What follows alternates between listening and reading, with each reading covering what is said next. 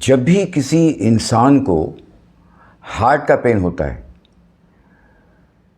Anginal pain होता है, तो उसके दिमाग में एक ही बात आती है, क्या ये जो मुझे चेस्ट पेन हो रहा है वो वाकई में हार्ट का पेन है, एंजाइना पेन है, मैं हार्ट अटैक से मर तो नहीं जाऊंगा।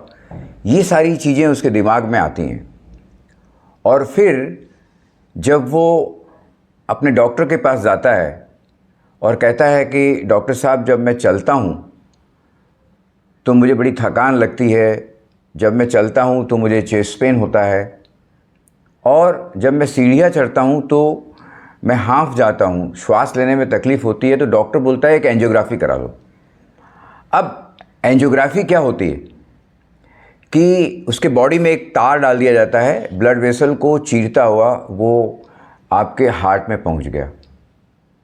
तो वो ब्लड वेसल को तो नुकसान करता है और पूरी बॉडी जो है उसके लिए भी वो नुकसानदेह है। अब इस चीज़ को मैं आपको इस तरह से समझाता हूँ। फॉर एग्ज़ाम्पल, ये जो है पेन है और ये है पेन का कैप, ठीक है। तो ये जो पेन का कैप है, ये मान लीजिए कि ये ब्लड वेसल है, और ये जो पेन की बॉडी है वो है तार।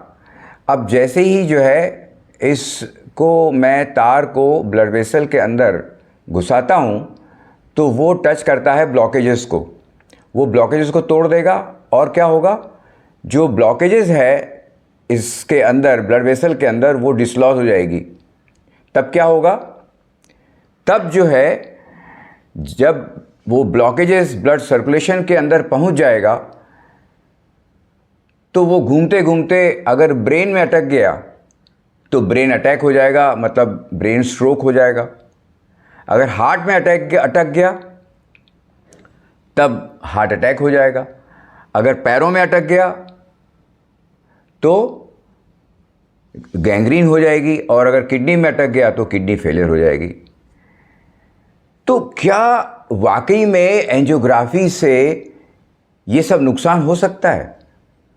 तो हमारी जो है इस पे 2 बुक्स हैं, एक है द लास्ट 4 मिनट्स और दूसरी है fish tank model for heart cure, authored by doctor Biswaroop Roy Chowdhury. तो अगर आप एंजियोग्राफी से होने वाली जो मैंने आपको कॉम्प्लिकेशंस बताई उसके बारे में साइंटिफिक एविडेंसेस चाहते हैं, साइंटिफिक रिसर्च चाहते हैं, तो डिस्क्रिप्शन में मैंने लिंक दे दिया है, और उस लिंक पे जाके आप ये 2 बुक्स जो हैं मैंने जो आपको बताई उसको आप फ्री में डाउनलोड कर सकते हैं। तो आपको मालूम हो जाएगा कि एंजियोग्राफी क्यों नहीं करानी चाहिए। तो अब अगर एंजियोग्राफी नहीं कराते हैं तो कैसे पता चलेगा कि आर्टरीज में, हार्ट की आर्टरीज में ब्लॉकेजेस कहाँ पे हैं और कितने हैं, राइट? तो क्या करेंगे आप पता लगा के कि ब्लॉकेजेस कहाँ पे हैं और कितने हैं? आपको तो ठीक होने से मतलब है, राइट? तो कैसे पता चलेगा कि मैं ठीक हो गया हूं? अगर मेरा जो हार्ट पेन है, एंजाइनल पेन है, तो वो अब कैसे पता चलेगा कि मैं अब हार्ट का मरीज नहीं हूं? बड़ा सिंपल है। अगर आपको चेस्ट पेन हो रहा है, अब वो नहीं हो रहा है। जब आप चलते थे बहुत थकान लगती थी, अब वो थकान नहीं हो रही है। सीढ़ियाँ चढ़ते थे, बार बार आपको सीढ़ियों पे रुक जाना पड़ता था क्योंकि श्वास लेने में तकलीफ होती थी, चेस्ट पेन होता था, अब वो नहीं हो रहा। इसका मतलब आप ठीक हो गए, ठीक है। तो उसके लिए आपको क्या करना होगा? तो दुनिया भर की रिसर्च कहती हैं कि हमारे बॉडी में, खासकर हमारे हार्ट में, कुदरत ने, नेचर ने कुछ जो हैं एक्स्ट्रा आर्टरीज बना के रखी हुई हैं, जिसको हम कहते हैं कोलेटरल आर्टरीज, राइट? तो ये कोलेटरल आर्टरीज का मतलब क्या है, मैं आपको समझाता हूं। देखिए, हर किसी की गाड़ी में स्टेपनी होती है और स्टेपनी गाड़ी में वैसे ही पड़ी रहती है, उसका कोई काम नहीं होता है, पर जब पंचर होता है तब वो काम आती है। ठीक उसी तरह से नेचर ने हमें एक एक्स्ट्रा आर्टरी बना के दी हुई है, पड़ी रहती है। इसी को हम कहते हैं कोलेटरल आर्टरीज। तो अब ये है कि कोलेटरल सर्कुलेशन क्या है। ठीक है, अब देखिए ब्लड वेसल में कहीं ब्लॉकेजेस आ गई तो कुदरत क्या करती है, उन ब्लॉकेजेस के चारों तरफ जो है वो जो कोलेटरल आर्टरीज पड़ी हुई हैं उसको खोल देती हैं और ब्लड का सर्कुलेशन चालू हो जाता है। इसी को कहते हैं कि कोलेटरल सर्कुलेशन। अब मैं आपको इस तरह से समझाता हूँ एक एग्जाम्पल से। मान लीजिए कि आप सड़क पे जा रहे हैं, राइट, और जाम लग गया, एकदम जाम लग गया। तो कुछ लोग क्या करते हैं कि एक कच्चा रास्ता ढूंढ लेते हैं और उसमें अपना स्कूटर घुमा देते हैं, उसके पीछे पीछे दूसरा स्कूटर वाला गया, तीसरा गया, इस तरह से जो है एक कोलेटरल रास्ता बन जाता है।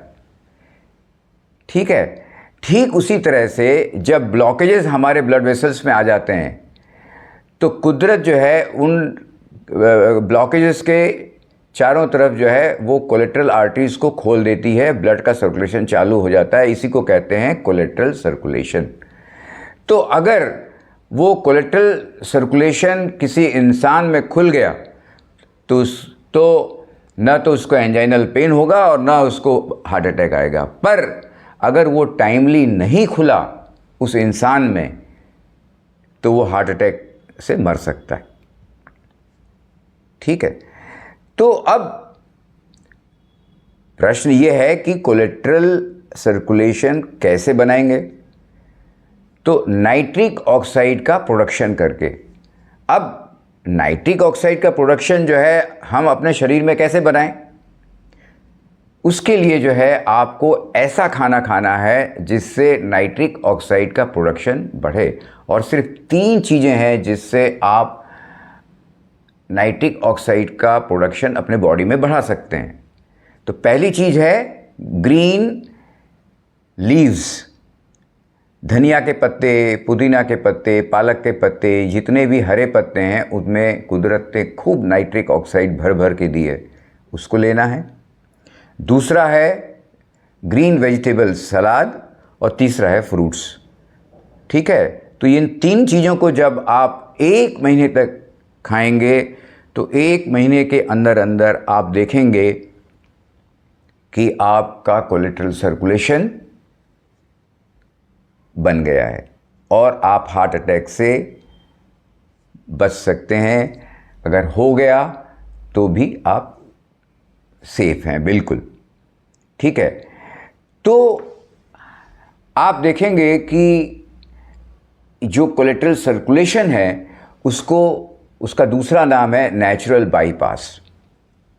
अब तो यूएसए में अगर कोई हार्ट का पेशेंट, एंजाइना वाला पेशेंट जब डॉक्टर के पास जाता है तो डॉक्टर ये पूछते हैं कि आपको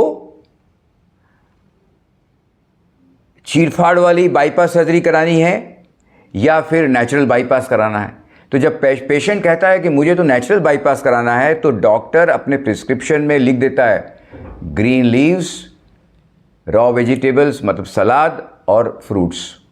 और ये सब दवाई का काम करती हैं, ये इस्टेब्लिश्ड साइंस है, इसीलिए वहाँ की हेल्थ इंश्योरेंस कंपनियाँ प्रिस्क्रिप्शन को वैलिड मानती हैं और रीएम्बर्स करती हैं,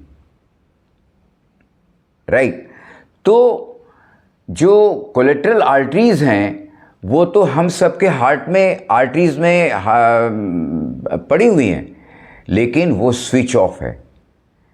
जिस तरह से मैंने आपको बताया कि हर किसी की गाड़ी में स्टेपनी होती है पर वो पड़ी रहती है, वो तभी खुलती है जब उसका तभी काम होता है जब पंचर हो गया तभी।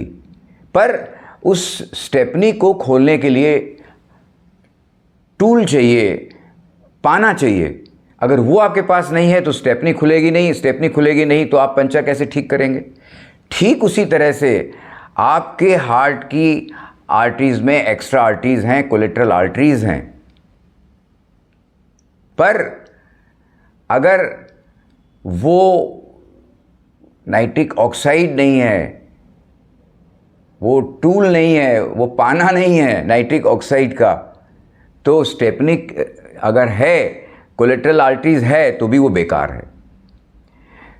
तो अगर आप इस तरह से 1 महीना करेंगे, आप ऑब्जर्वेशन करेंगे, बहुत ठीक से देखेंगे, धीरे धीरे जो आपके एंजाइना के सिम्टम्स हैं वो कम हो रहे हैं, और 1 महीना आते आते आप हार्ट के मरीज़ नहीं रहेंगे, आपको भविष्य में अटैक नहीं आएगा।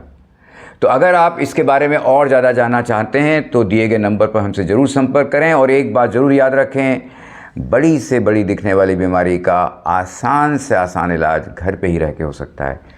Thank you.